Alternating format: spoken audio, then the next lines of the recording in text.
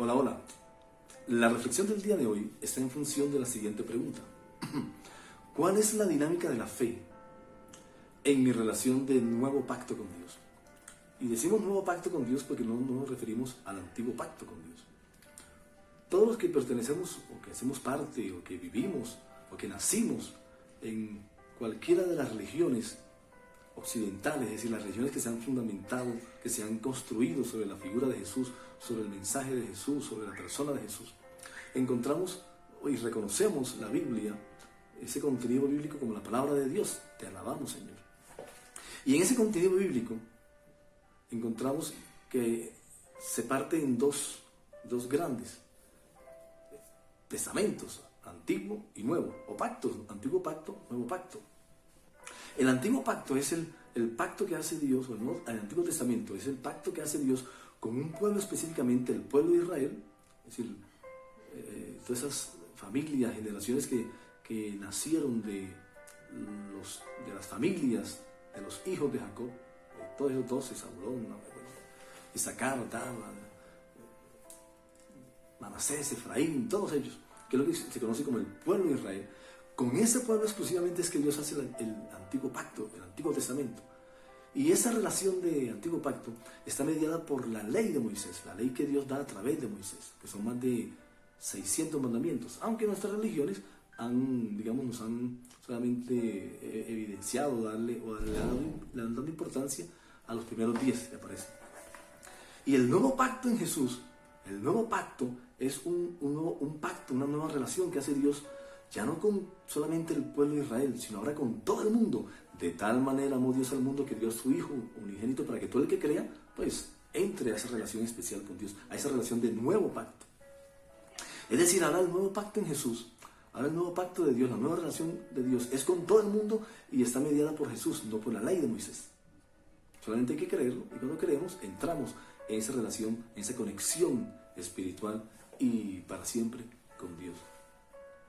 Entonces, desde esa perspectiva de la nueva relación, del nuevo pacto, es que queremos ver cómo la fe se mueve, cuál es la dinámica de la fe. Eso que sabemos que es fe. Tenemos claro que lo que dice Hebreos 11:1, la fe es la certeza de lo que se espera, la convicción de lo que no se ve. La certeza de lo que se espera, la convicción de lo que no ve. Es decir, tengo la certeza de eso que espero, no lo he tenido, pero tengo la certeza, eso es fe.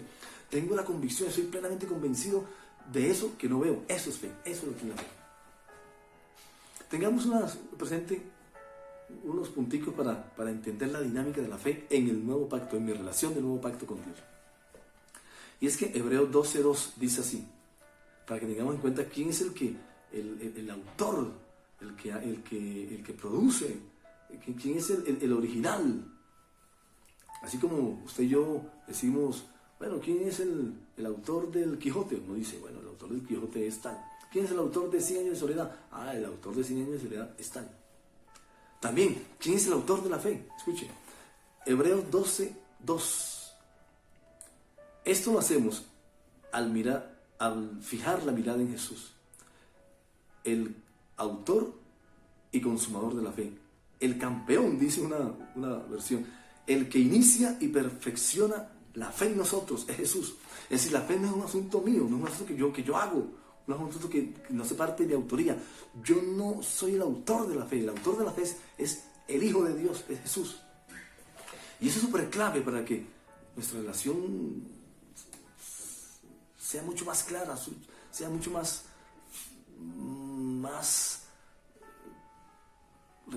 esté mejor confeccionada con Dios. Gálatas 5:22, para que estemos tranquilos, porque a veces creemos que la fe depende de nosotros, que es un asunto de nosotros. Gálatas 5:22 dice así, ¿quién produce la fe en nosotros? Escuchen bien, para que sepamos que el autor de la fe es Jesús, no somos nosotros no somos autores de la fe. ¿Y quién la produce en nosotros? Escuchen bien, Gálatas 5:22, en cambio, la clase de fruto que el Espíritu de Dios produce en mi vida, produce en nuestra vida, entonces comienza amor, alegría, paz, paciencia, entereza, bondad, y dice, fe. La fe no es producida por nosotros. Nosotros no somos los autores de la fe. La fe que es de la que nosotros dependemos para movernos en este mundo, sobre todo realmente es puesta para tener una mejor relación con Dios. Esa fe no es de nosotros, no ha sido confeccionada por nosotros.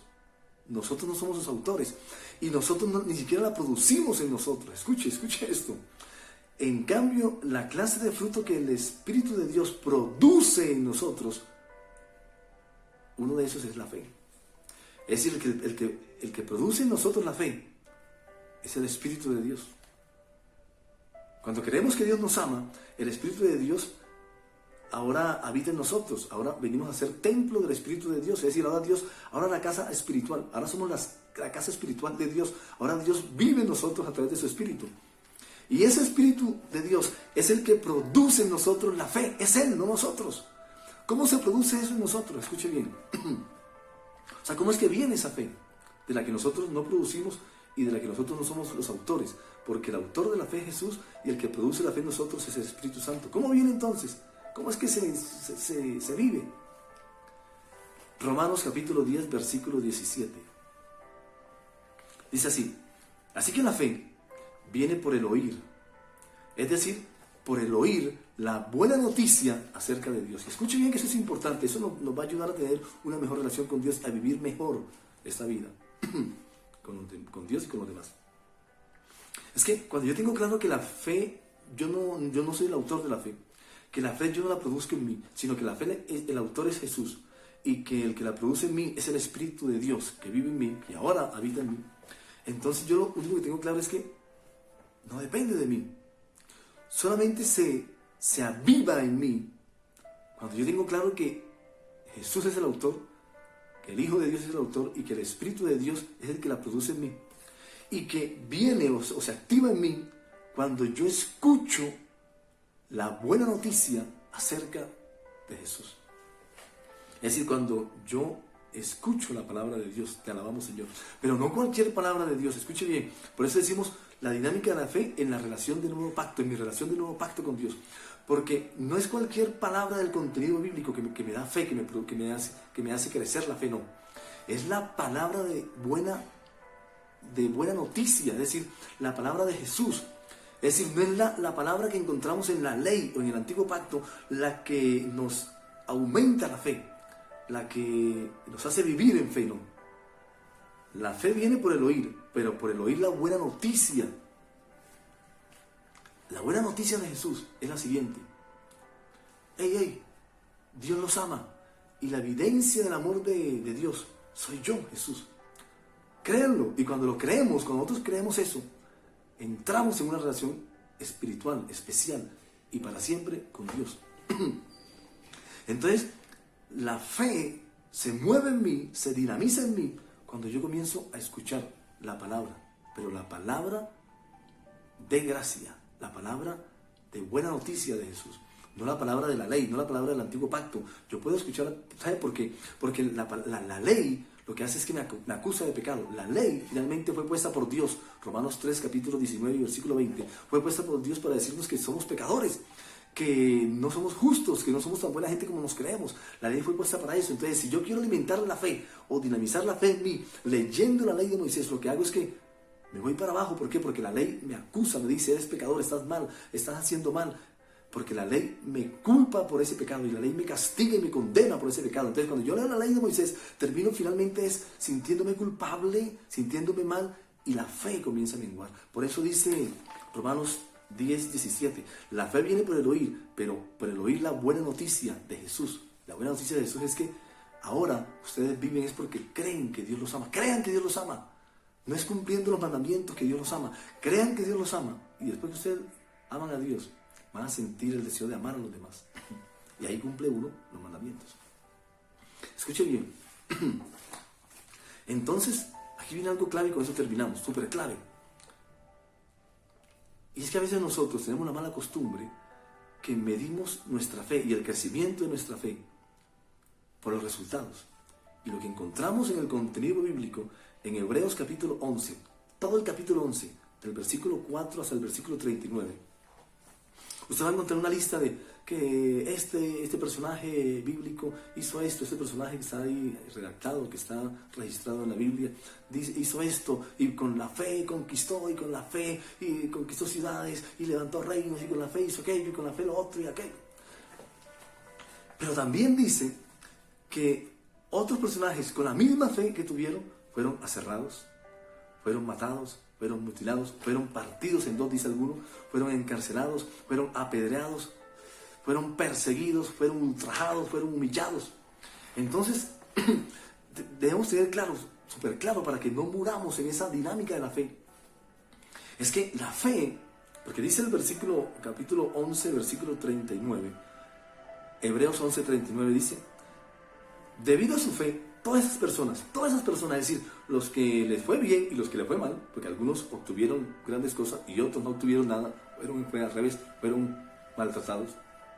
Debido a su fe, todas esas personas gozaron de una buena reputación, aunque no todos recibieron lo que esperaban.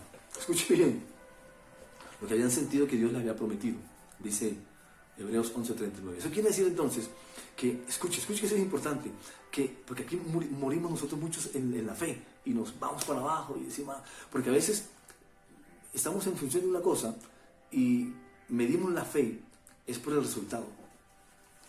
Y la fe no se mide por el resultado, porque dice Hebreos 11:1 que la fe es la certeza de lo que se espera, no de lo que se obtuvo. La fe es la convicción de lo que no se ve, no de lo que ya usted ve y puede sentir y puede tocar y palpar. Entonces la fe es un asunto de proceso, no es un asunto de resultado. Nuestra fe no se puede medir por el resultado, sino que la fe se mide en el proceso antes del resultado. Y eso va a hacer que estemos siempre creciendo en fe, siempre creciendo en fe. Porque a veces por circunstancias de la vida, como le pasó, como dice Hebreos 11, del versículo 4 al 39, pues con todo y que tuvieron fe, hubo personas que no tuvieron cosas.